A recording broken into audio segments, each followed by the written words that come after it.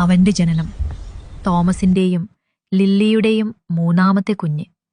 2 ചേച്ചിമാർക്ക് ഒരു അനിയനായി സിറിയക്കി ലോകത്തിലേക്ക് വന്നു. അവന്റെ ബാല്യം ഓർമ്മ വെച്ച നാൾ മുതൽ അവൻ കണ്ടത് പ്രാർത്ഥിക്കുന്ന തന്റെ അമ്മയെയാണ്. ജീവിതത്തിലെ ഏറ്റവും വലിയ സാമ്പത്തിക പ്രതിസന്ധികളിൽ പോലും ദൈവമായിരുന്നു ആ അമ്മയുടെ ഒരേ ഒരു പ്രതീക്ഷ. സ്കൂൾ ജീവിതം അവന് പരാജയങ്ങളുടേതായിരുന്നു. പരീക്ഷകളിൽ തോറ്റു. വീട്ടുകാരുടെ ശകാരങ്ങൾ, സമാധാനവും സന്തോഷവും എന്താണെന്ന് അവൻ മറന്നുപോയി. ജീവിതം കൈവിട്ടു പോകുമെന്ന് തോന്നിയ നിമിഷങ്ങൾ, തകർന്നിരുന്ന ആ നാളുകളിൽ അവൻ മാതാവിന്റെ അരികിലേക്ക് ചെന്നു. പ്രാർത്ഥന അവന്റെ ജീവിതത്തിന്റെ ഭാഗമായി. പതിയെ അത്ഭുതങ്ങൾ അവന്റെ ദിനചര്യയുമായി.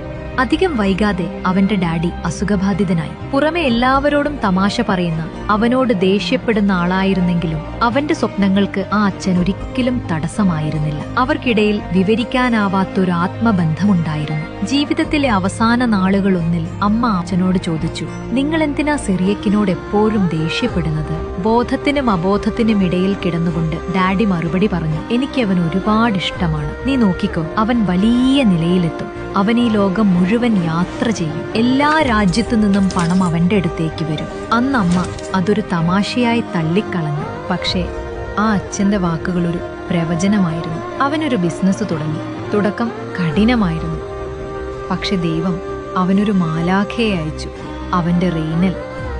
അവരൊരുമിച്ച് ഒരു സാമ്രാജ്യം കെട്ടിപ്പടുത്തു. പക്ഷേ അവന്റെ സമയം കഴിഞ്ഞപ്പോൾ ദൈവമയച്ച ആ മാലാഖ തിരിച്ചുപോയി.